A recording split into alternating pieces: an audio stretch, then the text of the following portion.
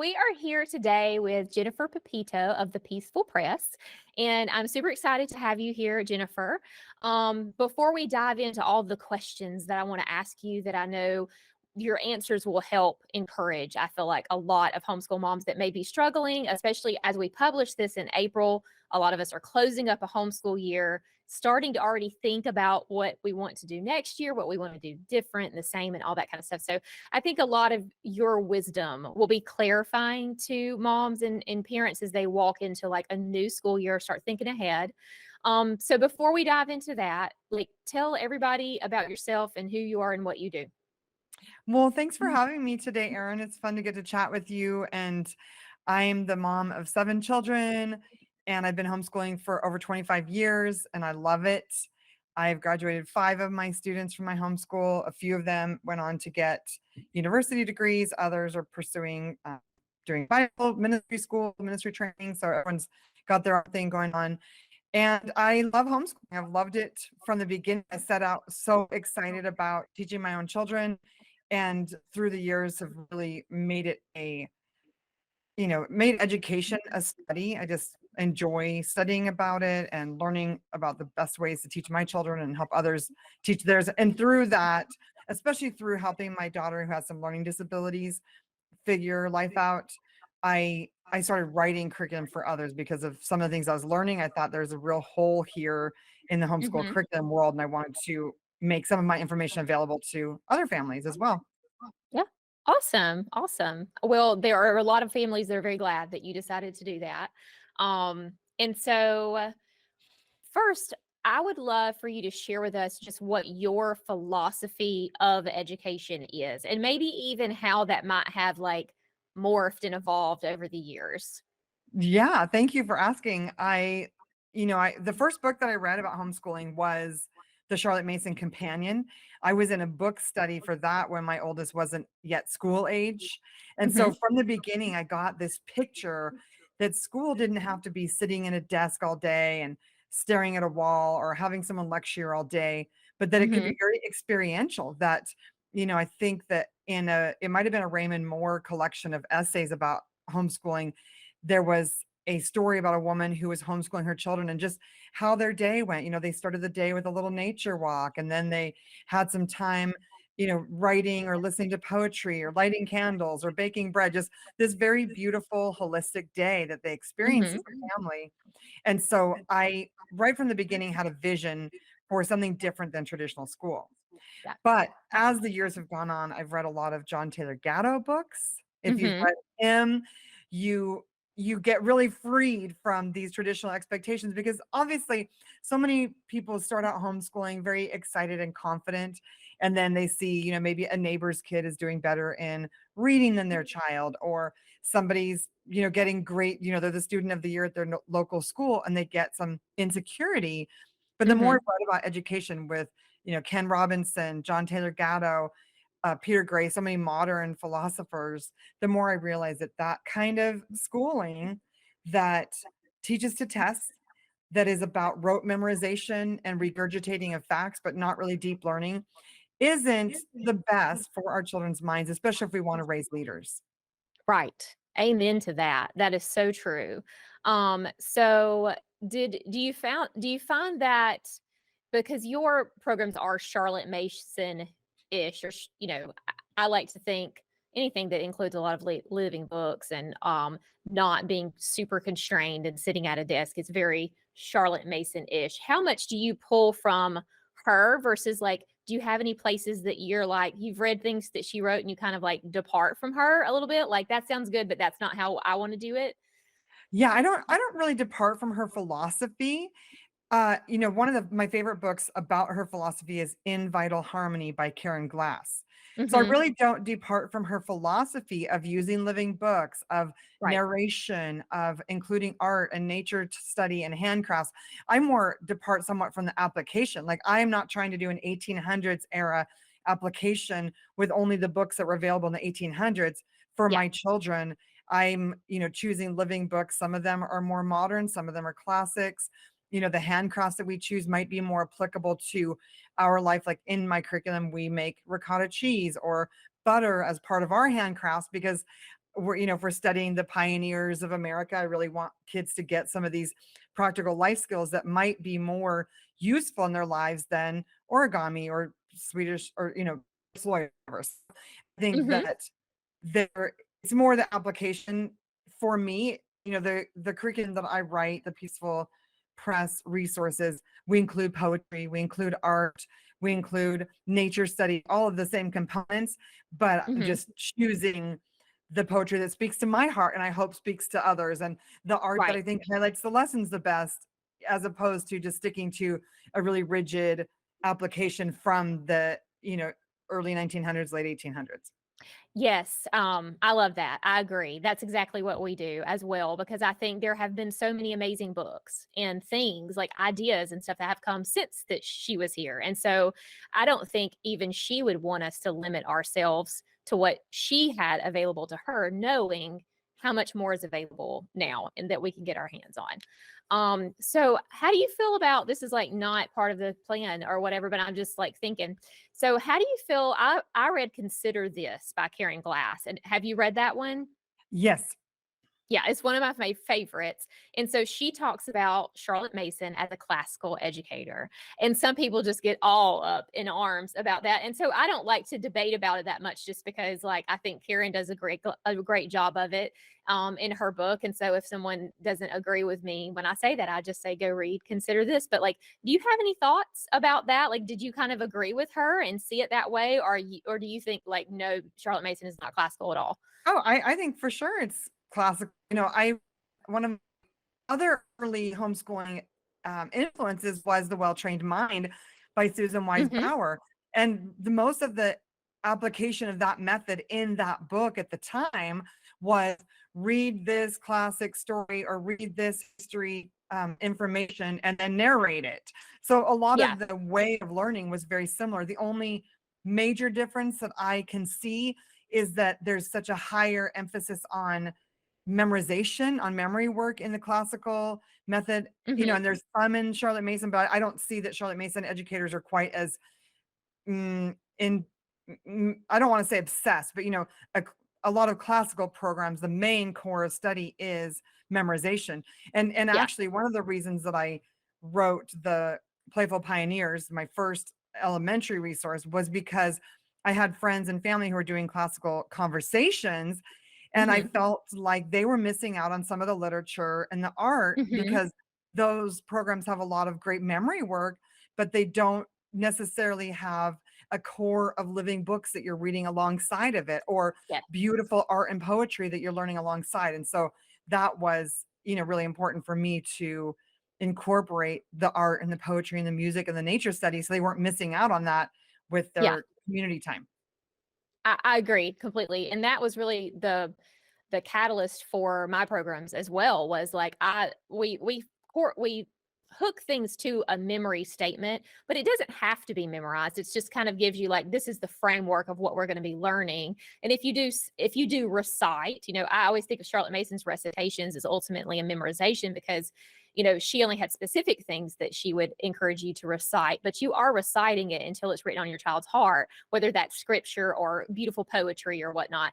And so we have a little bit broader things that we recite, but simultaneously, like we never do that without context. And I cannot stand just memorization, memorization, memorization without context. It just doesn't make any sense. And the context comes from the living books. And so, yeah, we agree on so much stuff. Mhm. So why do you love homeschooling? Like what keeps you? You've been doing this for a hot minute, and I know that you've probably had some challenging seasons. You've probably wanted to stick your kid on a school bus at some point, I imagine, or at least threatened it. And so, what has kept you going in homeschooling?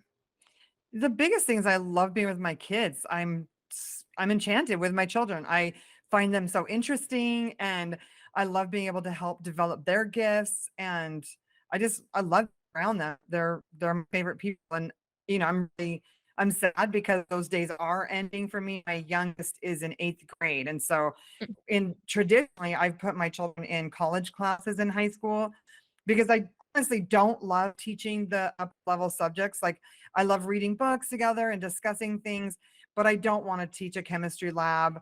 And I feel like in high school, children should have some other mentors personally. Mhm. It could be a homeschool co-op. There's lots of iterations of that, but I do like mixing it up in high school. So that's probably the main reason I keep homeschooling is I just really enjoy being with my kids. But I also do feel like it gives them so much freedom to pursue their own interests. My daughter has been able to have a job or pursue music performance and music lessons. There are so many things that you can do while you're homeschooling that just wouldn't be possible if you were in a traditional school setting. So, I think it's better for their health. I think it's better for their mental health, spiritual and physical health. I think Mhm. it's better for relationships, but mostly I just love being with them. So just the love of being with them is what fuels you. So would you mind to share maybe like a harder season that you can remember in homeschooling and how you kind of dealt with that and just kept moving forward? Yeah, for sure. I write about some of those hard seasons in my book, Mothering by the Book, Mhm. because I think some of my fears for my children caused stress in our home. And then the stress of those seasons caused stress on the younger kids. So it's like, it wasn't ever homeschooling necessarily that was the stressor. It was more, if there was a teenager or young adult dealing with some of their own stuff as they navigate moving into being self governing, that could cause stress for me, which then Mhm. obviously puts pressure on the homeschooling. So it's never necessarily been homeschool. I mean, there's obviously seasons, I was homeschooling 6 kids at one point. I have 7, but they weren't always all in school at the same time. So, there was the stresses obviously of trying to manage math with all those different levels or make sure everyone Mhm. does enough. There's always that question of am I doing enough? But I think the real stressors, the real killjoys are just sometimes the bigger issues. My husband and I having marriage problems when we lived in Mexico as missionaries. Some of the things that my older children have gone through, and I write a lot about those seasons in Mothering by the Book. Well, I would love for you to tell us more about your book. Like plug away. Give the Oh, lowdown. yeah. I mean, fear is just such a killer of connection. It's so destructive to our mental health and the atmosphere of our home. It steals the joy out of it. It steals the fun, makes our kids feel like we're unhappy with them because we're worried about them. And so even though, part of the story is the ways I didn't navigate that well, or I didn't manage it well, the book really is steps towards more peace. Having better habits is one of the steps to take. Having some family traditions that can provide anchors, memorizing scripture, taking care of your health. There are so many different aspects of overcoming fear, not just Mhm. for the sake of fear, but so you can have more joy in your home and actually help your children be hopeful about life. When they feel like mom's always unhappy and I'm probably the cause of her unhappiness, it creates a lot of hopelessness and despair. But when we Mhm. can switch the atmosphere and create an atmosphere of joy and peace and possibility, it Mhm. just empowers our kids to have that same outlook on life. I love that. That's encouraging to me. I'm thinking about some of the challenges that we've had in our home because it is hard having teenagers, especially because they are, as you said, stepping into the role of self governing. And that's not, we wake up one day and all of a sudden they're an adult and they're able to be a responsible, mature adult. Like that is a journey. And I love the scripture, train up your child in the way they should go, and when they are older they will not depart from it. But there's a gap there between when you've trained them and when they will not depart from it, is how I like to think about it. There's that, now they've been trained in it, they've got to practice it. And it is true, very much so, that just life tends to be more of the stressor around homeschooling than homeschooling itself being the stressor. And so maybe one of the hardest things is to stay on task when you're home, when you have life stress affecting you. Um, any tips for that? Like when you've been in a hard season in your marriage or with a child, like how did you still stay like focused and motivated on still teaching the kids that still needed the instruction? I think one of the things that can be helpful is just having some core routines in place. We always have morning time. And so even when things are difficult, we pause and at least read the Bible and a chapter of another story together. So I think anchors like that morning time, our own personal quiet time, Mhm. even anchors of like we're not gonna our family doesn't sit around and watch TV all day. Some anchors that can help us just keep a little bit of structure when there's a hard season can carry us through when, like you said, there's these stressors that we're dealing with as we navigate life.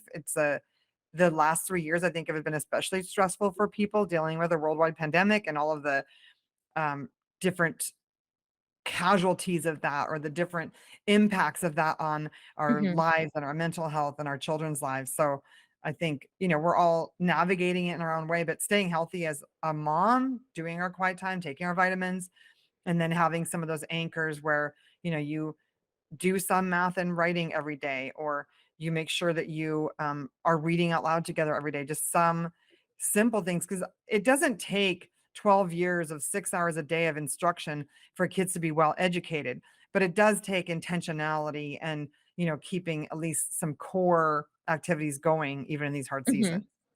And consistency. Yeah, Yeah. absolutely. Yeah. Okay. Well, I have three questions that I'm asking everyone when I wrap, kind of get toward the end of the interview. Aside from the Bible, if you could read one book from the rest of your life over and over and over again, what would it be? Oh, that's a tough one. Honestly, I how can you ask me to narrow it down to one book? There are so many that come to mind. The first one that does come to mind is Little House on the Prairie. Just Hmm. and I would like, can I condense the whole series into one volume? But just Yes. the Yes. the lessons in life, the thankfulness that they express, the way that they navigated really, really terrible hardships with Hmm. hope and faith. I think that, that's the core of Mothering by the Book, is how stories help me overcome fear. Hmm. Because, I think that there are so many self-help books out there, and sometimes they are good for a season. Sometimes later on, you're like, well, that was a bad idea. But the stories about real people and their lives, I think, are so much more informative, because you're watching a person navigate that. And so, watching the way, and Ma Ingalls was afraid sometimes, and sometimes her fear was kind of destructive or negative, but Hmm. she just worked so hard to overcome it and to try and be hopeful even in intense circumstances, and that's very inspiring to me. I love that. Yeah, living books for the mom soul, really. Mhm. That sounds like what Mothering by the Book is. I have it. It is on my TBR pile beside my bed. Like, I have a whole little Oh, rack of my yeah. TBR beside You'll me and just in a row. you'll Let's love see. it when Okay. you read it. Yeah, I'm excited about it. And you have motivated me to move it up in the line. That is for sure. Because like a lot of the things that you're talking about, and I think, much as you mature in parenting and you raise children into adulthood, we do get to the place where we recognize how much our fears have complicated everything.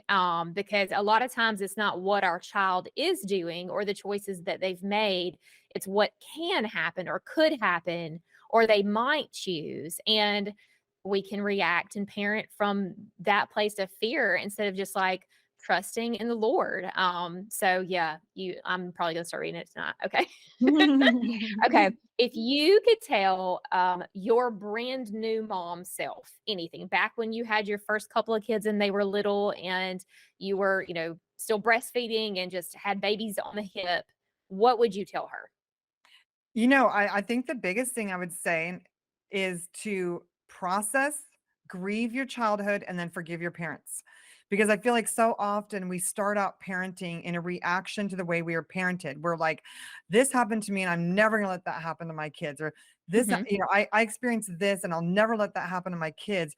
And so we make all these vows and conditions, and we end up almost, whether we recreate the same problems or we swing and create a whole different set of problems.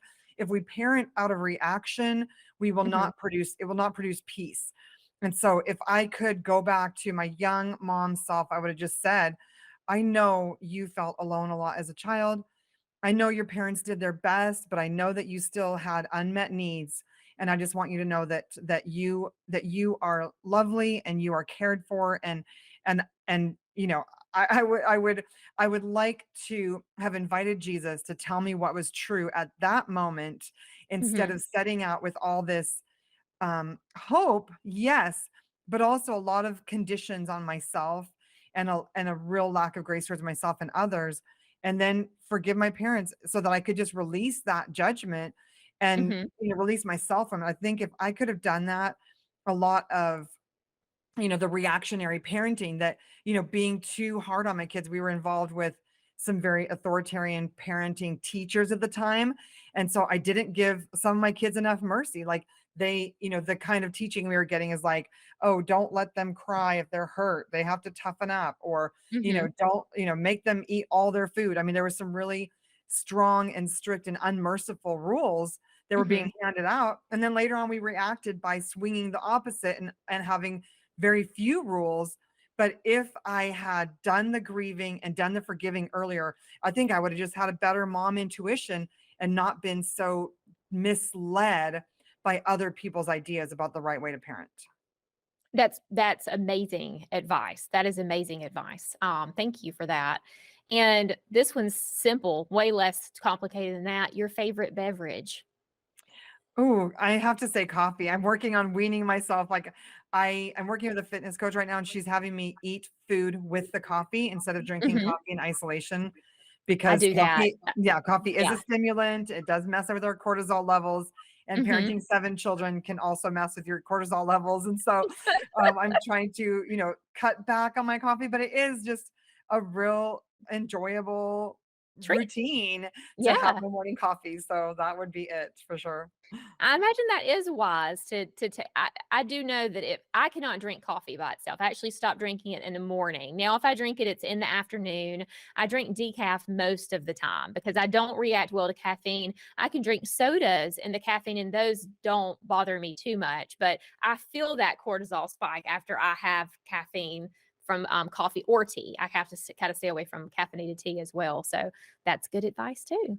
Well, thank you so much. Like, that was not a super long interview, but there was a lot of content there. It's like super meaty. And I think a lot that you said is going to really resonate and be an encouragement. There are some things I want to go back and listen to again that you said because they were encouraging to me too. So thank you for taking the time to meet with us. Oh, my pleasure, Erin. Thank you so much for having so much admiration for you and for your work. So thanks for inviting me on. Thank you.